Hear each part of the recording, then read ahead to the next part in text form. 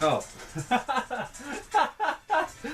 No, you silly bitch. Are there a bunch of people in your clique that share the same name? How do you differentiate them?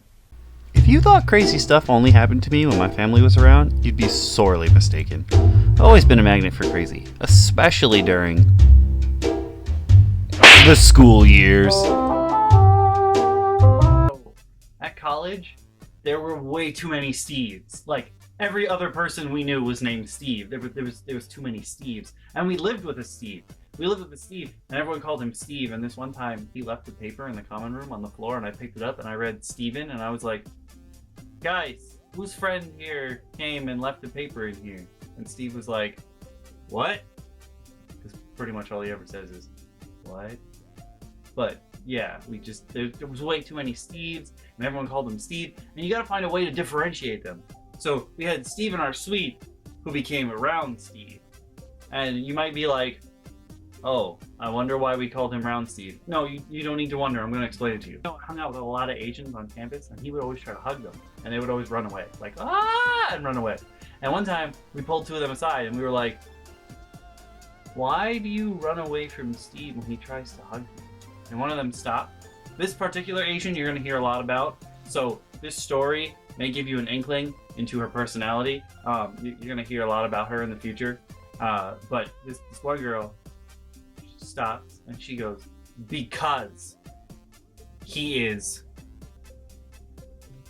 round. She even drew the circle in the air and everything. It was perfect. So we have Round Steve, who lived with us, also known as the Roundening or circumference, because of the circular nature of his body.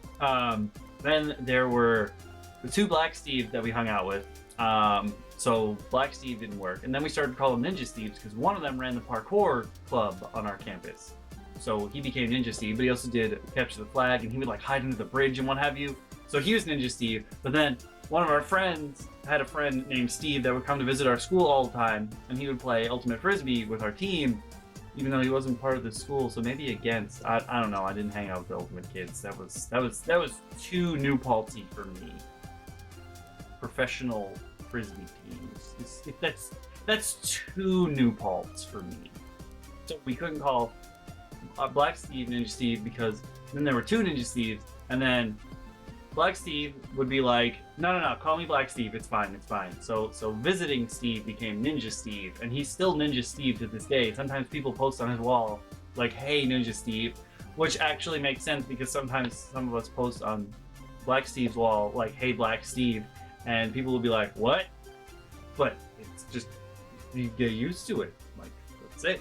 Black Steve lived with another Steve who was white, and we didn't want to call him White Steve because there's already like 12 White Steves in our clique. So he became Big Loud Steve or Polish Steve.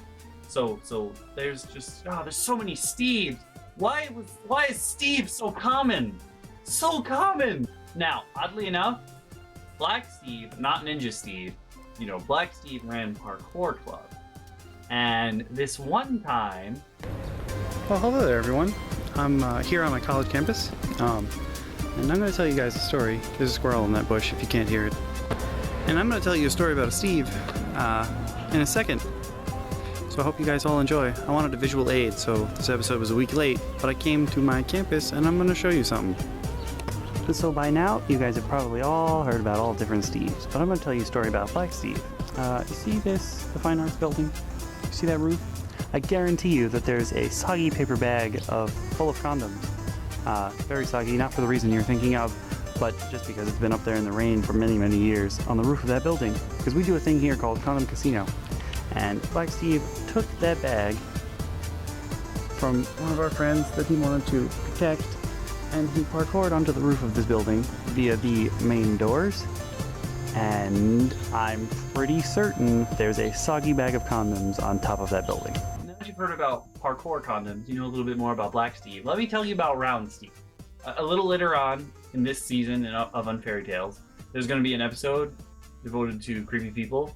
Well, one creepy person in particular, who I'm sure is still at the school, because he's just, he is the apex creep. Just, your skin will crawl when you hear stories about him. But that's because he's creepy all around. Round Steve, on the other hand, performed the creepiest action I've ever borne witness to in my entire life. Like, ever. So there were these two Japanese girls that hung out with us all the time. We played Rock Band all the time. We had fun with them, whatever. They were super comfortable with us. And they came to our suite this one night. And for some reason, we got on a chat about what was creepy. And Round Steve decided he still does not know to this day what brought him to this. And I wish I had someone to act this out on, but I don't. So I'm going to use my Down Pillow husband pillow. Okay, so pretend this is a small Asian girl, right? Okay, you got it? Pretend this is a small Asian girl, okay? Now, small Asian girl is sitting on the couch next to Steve. Round Steve. Let me clarify, because there are a lot of Steves, as you already know. She's sitting on the couch next to Round Steve, right? And Round Steve goes, "No, you know what would be creepy?" And he reaches up over her head. Like, we thought he was going for the shoulder, like to hug her in, but no. He goes over her head to her face and just starts to rub it.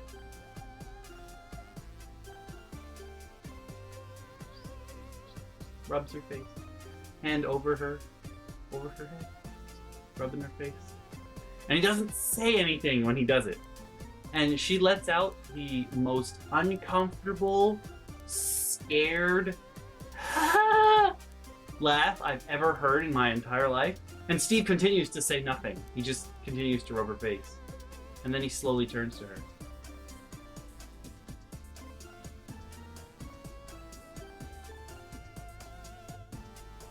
They never came back to our suite, ever. To be honest, I can't say I blame them. I can't say I blame them at all. I would have never come back either. No. To be clear, Brown Steve had a lot less going for him as well. He's just a smelly individual in general. And we had a running joke because he would go into the shower and he would come out sometimes smelling worse than before. And we thought like it was cologne or something, but we had a running joke because, especially me being a terrible person, that obviously the only way you could go into a shower and use soap and shampoo and come out smelling worse is if while you were in the shower you use your nipples to clean the grout. So sometimes we'd be like, oh, he's cleaning the grout, his grout cleaning nipples are on overdrive right now. And just imagine, like, oh, the idea of like squeezing your nips in between the tiles and gross! And yet he's still not the apex creep. The new Pulse, he's still not the apex creep. And I'm not just saying like it was just BO. Like, he just did smelly things in general. When Round Steve poops, like, because we were in a suite, there's only one bathroom and there were 6 of us, sometimes 5, you know, when I didn't have a roommate. But you'll hear about that a little later as well. But there's 5, sometimes 6, and people come to visit. There's still just one toilet for all of you. And if you're in a bigger suite, because we had 6 instead of 8, I think there's 2 stalls in a bigger suite usually. But ours only had 1 stall and then a shower. And if Steve was pooping, no one could go into the bathroom after that for like 2 hours. Like, I'm talking, it was a smelly shit. Like, that boy can poop. It would be funny because Steve would go to the bathroom and it would be like a battle cry. Everyone would be like, oh, okay, time to go downstairs. And like, we'd have to funnel all the way downstairs. And like, the bathroom on the main floor that's open to the public, if you want to call it that, in public, because New Paltz is very, very into the being a good community member and what have you. So like, sometimes they send people in just to see if they can get into dorms, and if someone lets them in without knowing who they are, they hand them a card that tells them they're a bad person and that someone's probably gonna get raped. Like, that's the kind of, we're a tight-knit community, but also very, very strange in some ways. But yeah, that bathroom that's open on the first floor is kind of right next to the RA's office. So we'd like funnel down one by one, go to the bathroom. Now, mind you, we lived in the Pie Suite. We were on the 3rd floor. We would go all the way downstairs just to go to the bathroom. And it wasn't like it would be like one person would come down. No, like the whole suite would come down because it would be 2 hours of no one being able to go into the bathroom. And the bathroom was kind of in view of the, well, not obviously, we weren't inside of it, but like the door was in view of the RA office. So our RA, if they were on duty, they'd be like, Steve pooped again, didn't he? We'd be like, aha! It smells terrible! Aha! Hey there, guys and gals. I hope you're enjoying Season 2 of Unfairy Tales, The School Years. As always, you can click the link on the left to see the previous episode, or you can click the link on the right to see the playlist where you can see all the episodes so far. Not only do I have terrible luck with women, I'm also stubborn as hell. So definitely not the best picker.